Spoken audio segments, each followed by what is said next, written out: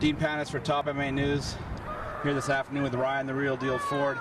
Now Ryan, I was expecting to talk to you this week. You got back in from your training camp with Zoom in Victoria. Expecting to talk about your upcoming fight with the TFC. News broke late last week, Friday evening. I know I talked to you. That fight itself has been postponed, as well as the whole TFC card. I'd like to talk to you this afternoon about that situation, exactly how last week played out for you. Mentally, you know, made me a little unprepared for that. You know, I was in the gym hard 6 weeks, you know, breaking the body down, getting ready for this fight, and you know, to hear that, it kind of really pissed me off because if you take a look on most of the websites, this is one of the top fights that people wanted to watch. You were in fight mode last week. I know you were getting ready to get in the cage. It's not just a physical thing. I know you go through a change. You go from Ryan Ford, the family man, to Ryan, the real deal Ford, the MMA fighter. How did that whole process play out between you and the TFC, and how have they handled it with you? You know, I came back from training camp, came back here, you know, set a meeting up with the TFC, you know, to figure things out because, as you know, I'm in the gym every day. This is what I do for a living. This is how I provide for my family. You know, we sat down, we had a talk, and, you know, everything's good there, you know, with the TFC. And as of right now, you know, I'm just waiting, seeing what's going on and, you know, what's going to better my career in the sport. Now, the elephant in the room is Ryan, the real deal Ford, still with the TFC, or is Ryan, the real deal Ford, a free agent at this time?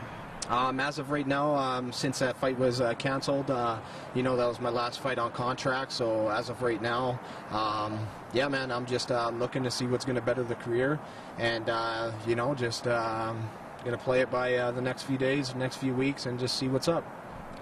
There's no doubt about it, the MMA world, it's entertainment for us, the fans, but for the promotions and the people involved, and that includes you as a fighter, it is a business. You know, it's what you do to, you know, it's a full-time job for you, it's how you provide for your family.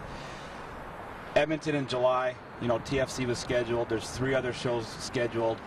I'm sure your phone's been ringing off the hook since the word came out. Who have you talked to, and is there any immediate plans for you?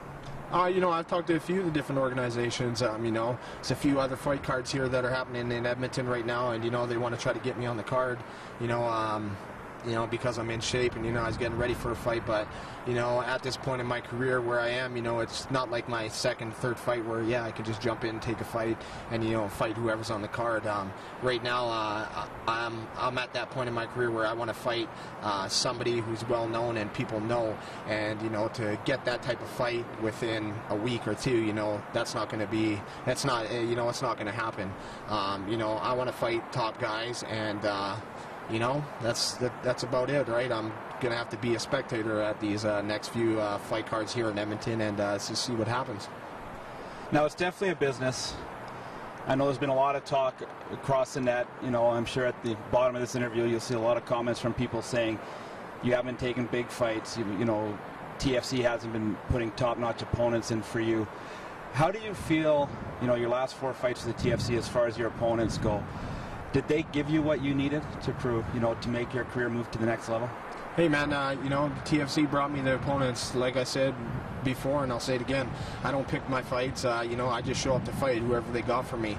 You know, people can say, oh, I'm not fighting these guys, I'm not fighting this guy, I'm not fighting this guy. Well, where are they in the ring? Where are they in the cage, right? You know, I'm looking to fight the best guys. You know, Tommy Spear, you know, Ultimate Fighter, has beat, you know, couple of the top guys in UFC right now, and you know, I took him out in the first round. I'm looking to fight, but once again, I don't pick my fights. I fight for a promotion, and they put the fighters in front of me, and I put them down. So that's what I got to say. Now, you've been with Adam Zuchek just over a year now, I believe 14, 16 months or so. The big difference I've seen in you, not so much in the cage, but I've had a chance to break down fights with you. I've gone over opponents, and the way you can analyze fights and your opponents coming out is improved so much. You haven't really been tested in the ring or the cage as far as how it looks on, you know, time-wise and stuff with your fights being gone so quick. But from what I can see, Adam's really brought you to the next level, and you're more comfortable than you ever have been. Yeah, for sure. You know, Adam, you know, he's like another brother to me. You know, all the guys down at the gym, you know, we're like a family now, and yeah, you know, it's stepped up my game a lot. You know, people saying that I'm running through these guys, you know, and I'm just fighting guys that, you know, are soup cans and stuff. No, these guys train every day. They come in there to fight. It's, you know, it's just that I'm on a different level, I believe, and, you know, I put the work in the gym every day, and, you know, at the end of the day, you know, you wonder why my hand's raised, because, you know, I take this fighting as a business, and it ain't no joke.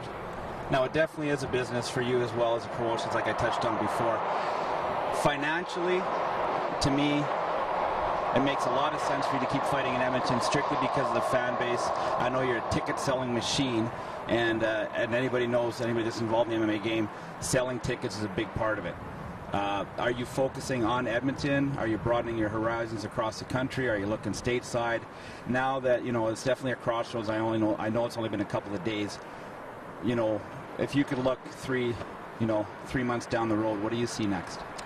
You know, as of right now, you know, my team, and we're just figuring out, you know, what's going to further my career, what's going to be the best interest for me.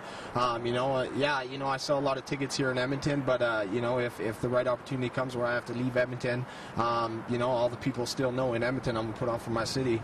And, yeah, and a big deal to those ticket sales is, you know, my family, my mom, my sister, my brother, and, you know, they're always out there hustling for, you know, to get fans to come out my way, too. And, you know, I just put on a show, and, you know, I'm going to make sure that every time somebody buys a ticket to my fight, they're going to leave happy, no matter what, if it's 5 rounds or if it's 13 seconds. When they leave that fight, they're going to know, wow, you know, if I paid 60, if I paid 50, if I paid $200 for a ticket, if it's 13 seconds, it was good enough for me. I like to tell fighters that are involved in the game, don't have people like you or dislike you, have them love you or hate you. I think you live that statement. Oh, for sure, man. You know, people are going to love you, people are going to hate you, but the more people that hate you, you know that they're on your side. I love haters because, you know, they're your biggest fans, because, you know, if you're doing something wrong or whatever, they're going to talk about it. If you're doing something right, they're still going to talk about it.